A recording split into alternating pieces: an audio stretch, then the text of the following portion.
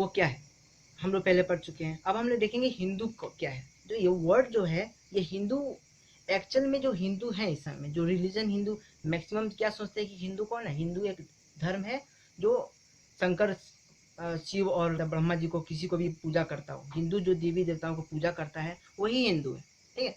लेकिन जो वर्ड जो है हिंदू, यह हमारे किसी भी धर्म शास्त्र में या फिर किसी भी पुराण में कहीं भी नहीं, कहीं भी ग्रंथ में लिखा नहीं गया है। इतना तक कि यह हमारे और वेदों में भी नहीं लिखा गया है। जो वर्ड जो है हिंदू वर्ड हमारे वेदों में भी नहीं है। तो है कहाँ से, आया कहाँ से ये। तो हम जानते हैं कि हम लोग का सबसे शुरुआत वो दुनिया का सबसे पुराना शहर और सबसे पुराना जो एक सिविलाइजेशन है वो इंडस सिविलाइजेशन है, ठीक है। इंडस सिविलाइजेशन, तो इंडस सिविलाइजेशन वो है जो इंडस नदी के सामने से बहता है और इंडस को हिंदी में हम लोग कहते हैं सिंधु।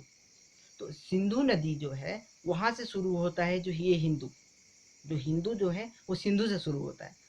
सुनने में इंटरेस्टिंग है ना। तो सुनिए कैसे शुरू होता है। जब फर्स्ट टाइम इंडिया में ग्रीक्स आए, ग्रीक्स कब आए, सिकंदर के समय आए। तो सिकंदर जब आया तो उसके साथ हिंदू जब आए, और जो ग्रीक्स जो आए वो हिंदू नहीं बोल पा रहे थे, सिंधु नदी को सिंधु नहीं बोल पा रहे थे। उनका टंग जो है सिंधु प्रोनाउंसिएट नहीं कर पा रहा था, तो सिंधु को वो लोग इंदू बोलना शुरू किए। स नहीं बोल पा रहे थे तो वो लोग अ बोलना शुरू किए, इंदू बोलना शुरू किए, ठीक है। तब से जाकर के इंदस बना। उसी तरह समय बीतता गया और जब विदेशी आक्रमणकारी जो मुस्लिम आक्रमणकारी थे, जो पारस से, जो अरब से और जो अफगानिस्तान से, कहीं से बाहर से जो इंडिया में जब ये लोग आए, आक्रमण करके हमारे इंडिया को लूटने जब आए, स्टार्टिंग में तो रहने नहीं आया, बसने नहीं आए, लूटने ही आए थे। तो वे लोग इंडस नदी को, सिंधु नदी को सिंधु ने बोल करके वो लोग हिंदू बोलना शुरू किए, ठीक है। तो वहां से शुरू हुआ यह सिलसिला हिंदू का, जो ये शब्द जो है हिंदू वहां से शुरू हुआ। तो यह कब की बात होगी, मैक्सिमम 700 या फिर 800 एडी की, 700 800 एडी की बात है ये। तो इससे शुरू हुआ हिंदू। और जो लोग इंडस नदी के आसपास रहते थे, ऑब्वियसली आदमी तो रहता ही था, आदमी को लूटने आए थे, जो लोग आसपास रहते थे वे लोगों को वो हिंदुस्तानी कहना शुरू किए, ठीक है। तो हिंदू से क्या हुआ, वहाँ के लोग हिंदुस्तानी हो गए और जो वहाँ के लोग जो हैं वो हिंदुस्तानी हो गए, उस जगह क्या हो गया, हिंदुस्तान हो गया।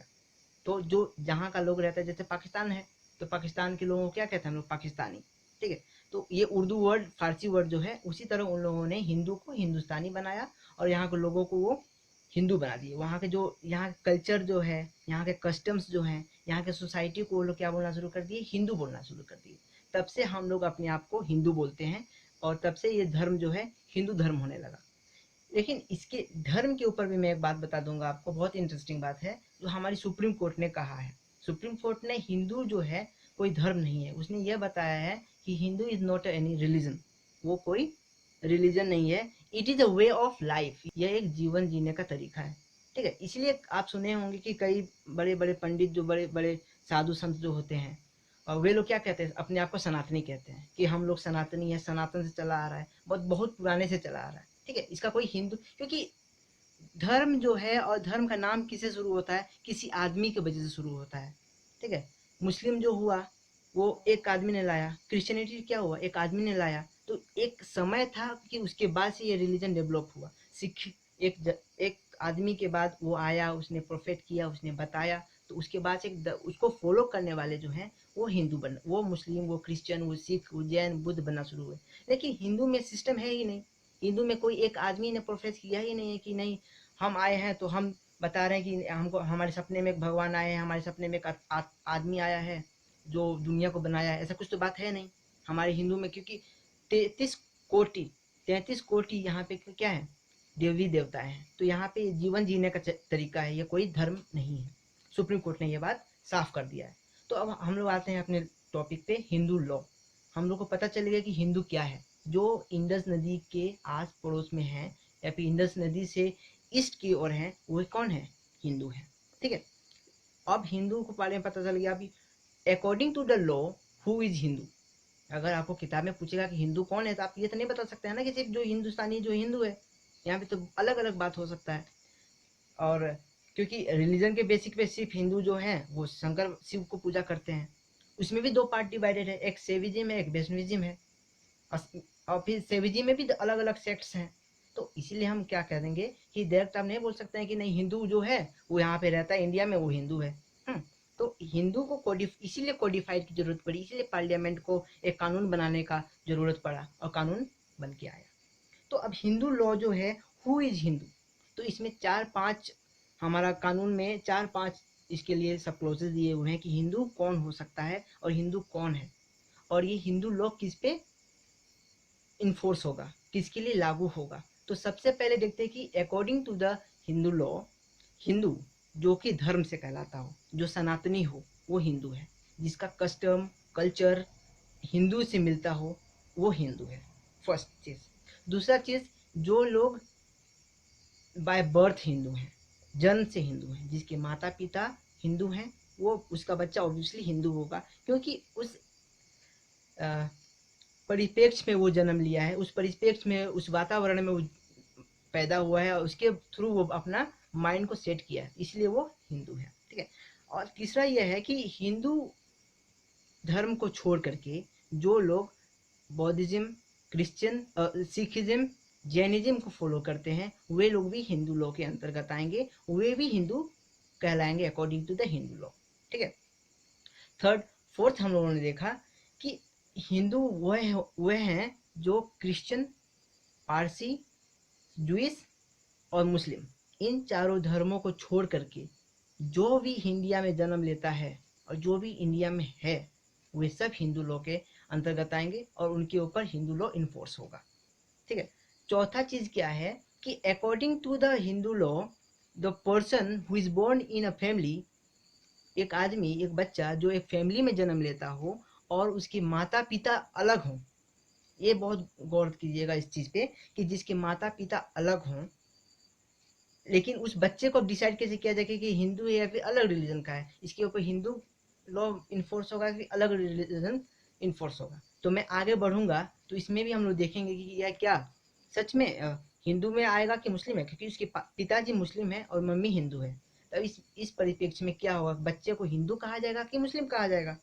ठीक है। तो इसके बारे में भी हम लोग आगे में बढ़ेंगे, देखेंगे कि ये कैसे होता है। तो सबसे पहले हम लोग देखते हैं कि with the case, low case के साथ हम लोग, और केस लो क्या होता है, केस लो के समय में ये होता है कि जब यहाँ पे सुप्रीम कोर्ट का कोई केस हो, सुप्रीम कोर्ट में कोई केस लड़ा गया हो और उसका जो वर्डिक्ट आया हो, उस केस में जो सुप्रीम कोर्ट का फैसला हो, उसको हम लोग पढ़ते हैं, उसको कहते हैं हम लोग केस लो। ठीक है।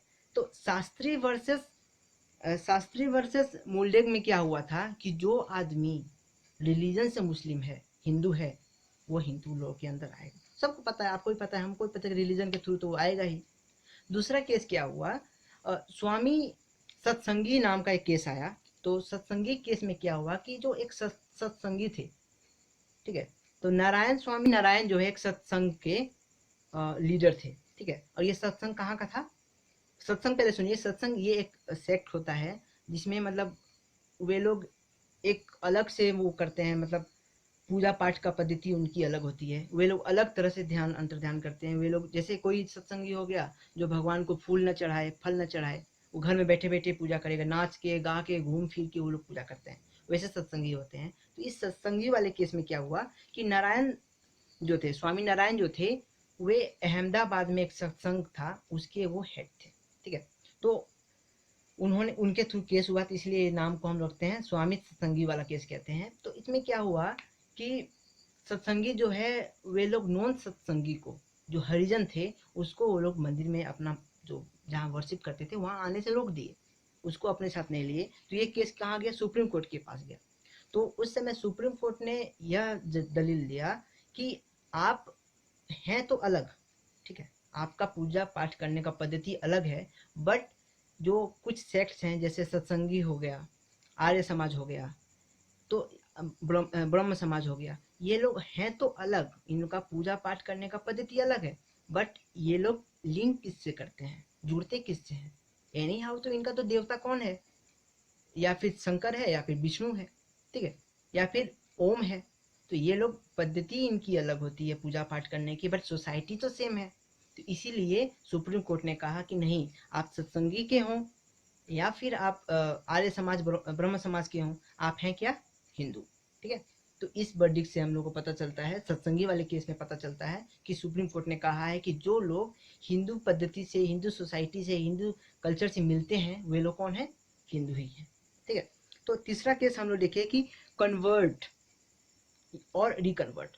मुस्लिम थे, हिंदू में कन्वर्ट हो गए, तो आप हिंदू लॉ में ऑब्वियसली आ जाएंगे कि हिंदू में कन्वर्ट हो गए हैं। फिर आप हिंदू से कन्वर्ट हुए थे मुस्लिम, और फिर मुस्लिम से फिर कन्वर्ट हो गए हिंदू, तब भी आप आएंगे। लेकिन आप कन्वर्ट होकर के मुस्लिम हो गए या फिर कन्वर्ट होकर क्रिश्चियन हो गए, तो आपकी रिलीजन अलग हो जाएगा और उसके थ्रू आपका जो ये लॉ है, कानून है, अलग हो जाएगा। ठीक है, अलग कानून के थ्रू आपको देखा जाएगा, दंड दिया जाएगा, या फिर जो भी हो, अलग कानून के थ्रू आप आएंगे।